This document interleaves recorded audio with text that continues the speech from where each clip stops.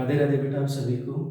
बेटा आज हम इस लेक्चर के अंदर second use of dimensional equation study करेंगे।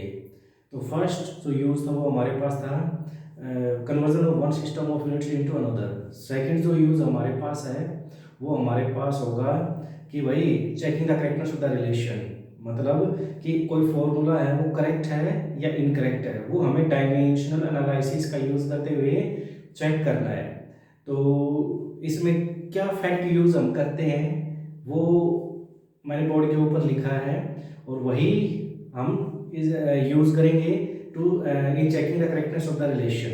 तो बेटा इसके अंदर क्या होता है कि जो भी फॉर्मूला हमारे पास है तो लेफ्ट हैंड साइड जो वेरियस फंडामेंटल यूनिट्स हैं उनकी डायमेंशंस और राइट हैंड साइड फॉर्मूला की राइट हैंड साइड जो यूनिट्स हैं उनकी डायमेंशंस हम सोल्व आउट करेंगे।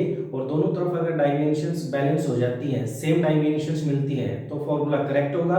और अगर दोनों तरफ डायमेंशंस आपको डिफरेंट डिफरेंट मिलती है तो फॉर्मूला इनकरेक्ट होगा। तो हमने यहाँ पर लिखा भी है कि only that formula is correct in which dimensions of the various fundamental units on one side of the relation are equal to their respective dimensions on other side of the relation।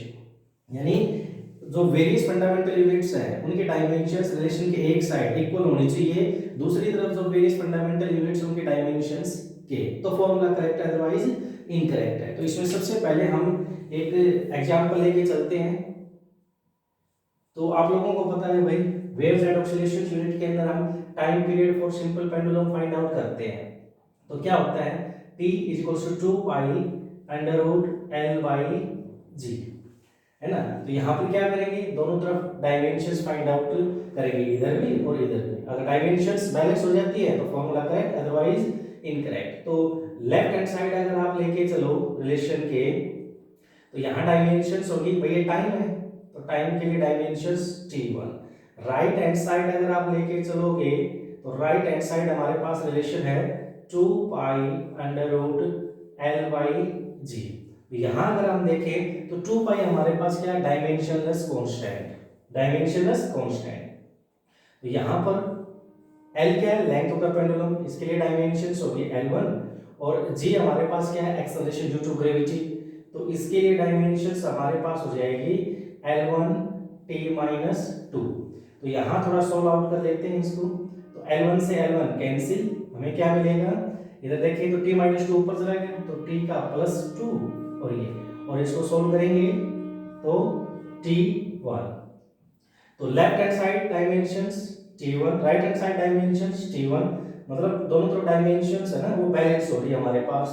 तो हम बोल सकते हैं कि left hand side t1 था, right hand side भी t1, so the above formula is correct, the above formula is correct। और example लेके चलते हैं बेटा, सेकंड एग्जांपल। तो यहां पर जो सेकंड एग्जांपल हम लेके चलेंगे वो हमारे पास है जैसे कि सिंपल वर्क एनर्जी थ्योरम से, यानी 1/2 mv² = mgh। ये रिलेशन करेक्ट है या इनकरेक्ट है वो लेके चलते हैं, वो डिस्कस करते हैं। तो सबसे पहले देखें तो left hand side of the relation के अंदर 1/2 तो हमारे पास क्या है, डायमेंशनलेस कांस्टेंट, है ना। ये इधर मास है तो इसके लिए डायमेंशंस m1। वेलोसिटी के लिए क्या होती है l1 t-1, और ऊपर क्या हमारे पास स्क्वायर, इधर mass m1, acceleration due to gravity के लिए l1 t-2, और h यानी हाइट इसके लिए भी l1।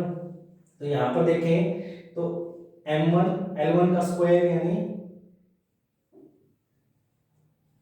l2 और t-2, और इधर अगर आप देखो इस साइड तो m1 और l1 और l1 कितना हो गया, बेस सेम है, पावर्स ऐड हो जाएंगी और t-2। तो अगर हम देखें लेफ्ट हैंड साइड और राइट हैंड साइड दोनों तो डायमेंशंस बराबर डायमेंशनल फॉर्मूला मिला है, इसका मतलब ये फॉर्मूला भी करेक्ट है, हम लेके चल सकते हैं। The above relation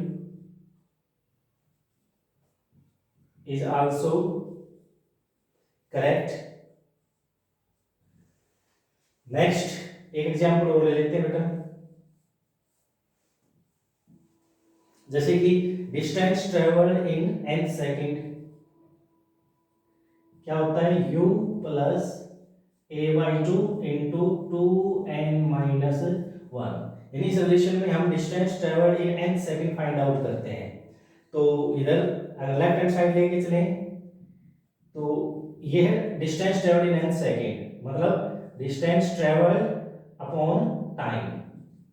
distance travelled in n second तो मतलब डी बाई टी हम बोल सकते हैं कि इस उस पार्टिकुलर सेकंड के अंदर उसने जो डिस्टेंस ट्रेवल किया वो, तो इसके लिए हमारे पास आ जाएगा L1 t-1। अब राइट हैंड साइड लेके चलें, राइट हैंड साइड इसमें हमारे पास है u प्लस a/2 और साथ में क्या है 2n-1। अगर आप यहां पर देखो तो u यानी वेलोसिटी, तो L1 t-1 प्लस यहां पर एक्सेलरेशन L1 t-2 और साथ में भाई ये चीजें मायने नहीं रखती क्योंकि डायमेंशनलेस कांस्टेंट, हाँ ये जो है ना ये nth सेकंड है, मतलब इसका नेचर टाइम है, टाइम जैसा है, तो इसके लिए डायमेंशंस t1। अगर हम यहाँ पर देखें तो L1 t-1 प्लस इसको सोल्व करेंगे तो L1 t-1। तो एक होता है बेटा principle of homogeneity of the dimensions, यानी डायमेंशन मतलब वो क्वांटिटी जिनका नेचर सेम है उनको ऐड और सब्ट्रैक्ट कर सकते हैं। Time physical quantities having the same nature can be added और सब्ट्रैक्टेड।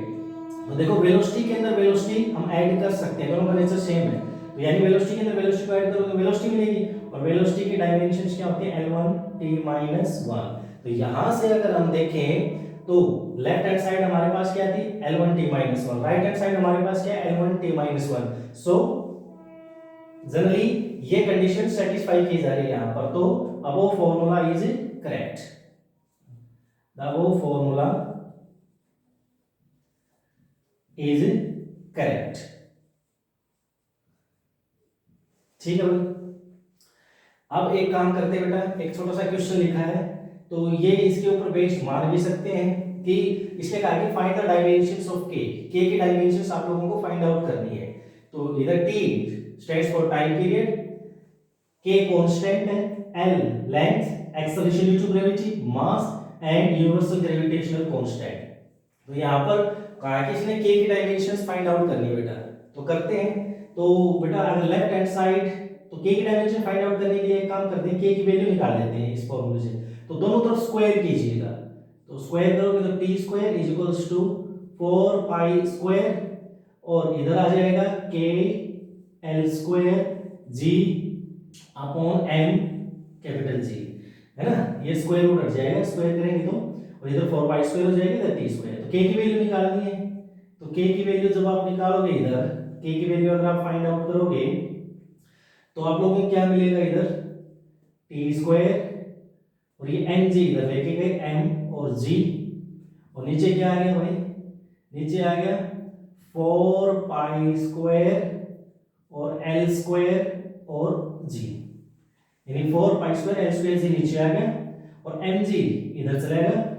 अब इसके डायमेंशंस है ना वो राइट डाउन करते हैं, तो t यानी टाइम की, तो t की पावर 2 सीधा सीधा हो गया, m स्टैंड्स फॉर मास यानी m1, और ये यूनिवर्सल ग्रेविटेशनल कांस्टेंट है, इसकी डायमेंशंस होती हैं m-1 l3 t-2।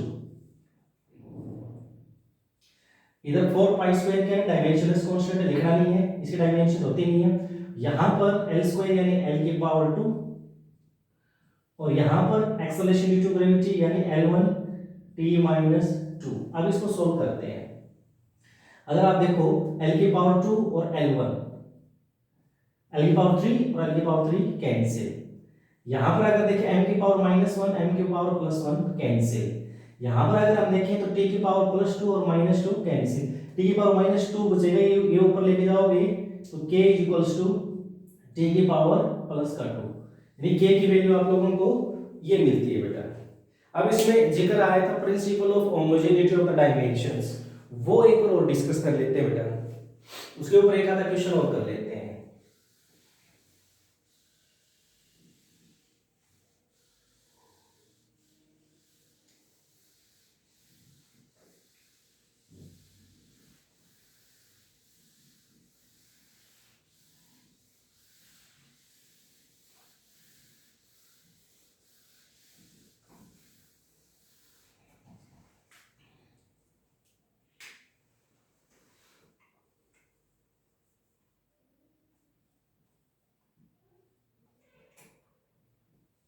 Principle of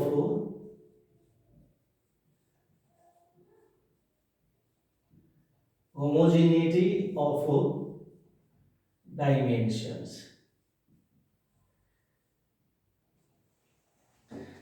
यानी इसका मतलब होता है बेटा, जिन फिजिकल क्वांटिटी का नेचर सेम है उनको हम ऐड और सब्ट्रैक्ट कर सकते हैं। यानी physical quantities having same nature मतलब डायमेंशन, सेम डायमेंशंस,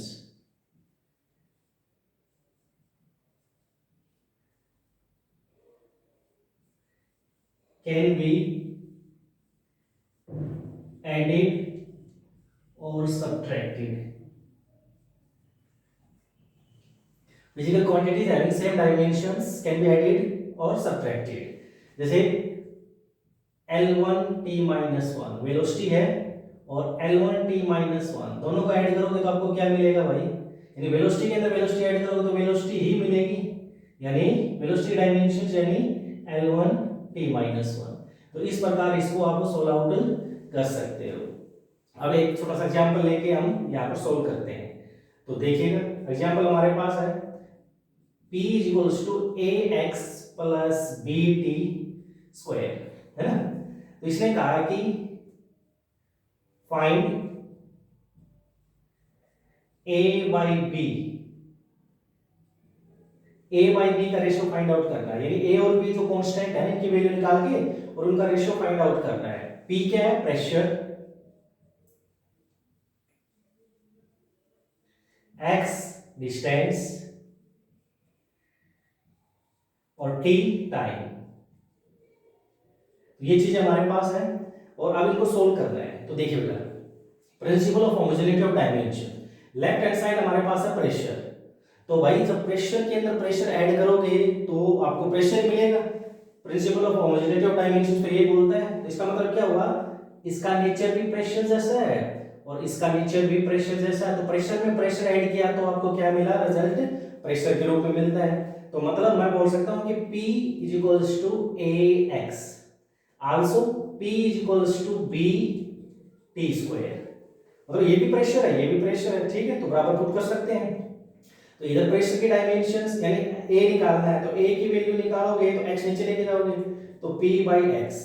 वैसे यहां पर b निकालना है तो p/t²। तो यहां से a = p प्रेशर, प्रेशर के लिए डायमेंशंस, प्रेशर के लिए फॉर्मूला क्या होता है? Force upon area. फोर्स यानी m1 L1t-2, एरिया अपॉन मतलब L⁻²। तो डायमेंशंस क्या हो जाती हैं? m1 L-1 t-2 और x डिस्टेंस का, तो इसके लिए डायमेंशंस L1। वैसे ही यहां पर अगर देखें तो प्रेशर के लिए डायमेंशंस अभी आप लोगों ने लिखी है, तो m1 L-1 और t-2 और टाइम के लिए t⁻²।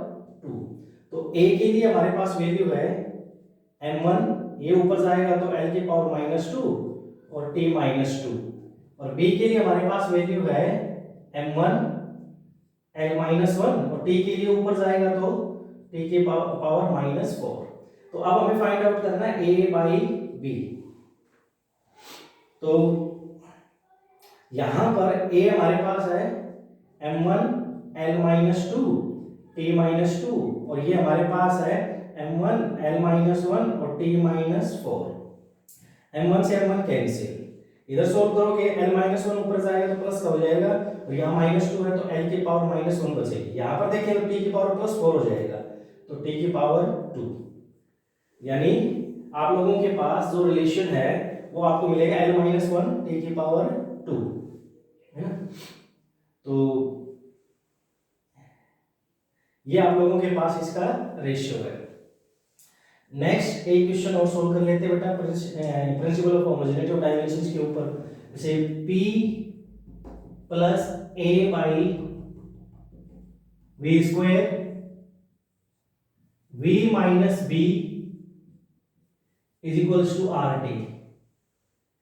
तो यहाँ पर अगर हम देखें तो P प्रेशर है, V वॉल्यूम है और V वॉल्यूम, ठीक है, यानी वाटर वाल गैस इक्वेशन।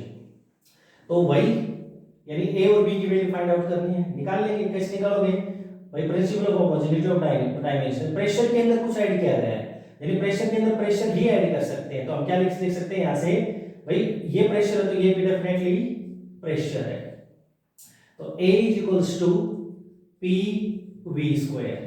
प्रेशर के लिए m1 L-1 T-2 और वॉल्यूम के लिए L3 स्क्वायर है तो L के पावर 6। जब आप सोल्व करोगे तो m1 L के पावर सोल्व करो इनको, प्लस का 5 और T के पावर -2, है ना। वैसे ही यहां पर हम इसको सोल्व करेंगे। भाई वॉल्यूम के अंदर कुछ घटाया तो वॉल्यूम के अंदर वॉल्यूम ही घटा सकते हैं, तो यानी B की डायमेंशंस वही होंगी जो वॉल्यूम की है, और वॉल्यूम की डायमेंशंस होती हैं L3। तो इस प्रकार ये हमारे पास A और B की डायमेंशंस होंगी। तो बेटा आज के लिए इस लेक्चर में इतना ही, बाकी के न्यूमेरिकल्स आप लोग खुद सोल्व कीजिएगा। Thanks and have a nice day.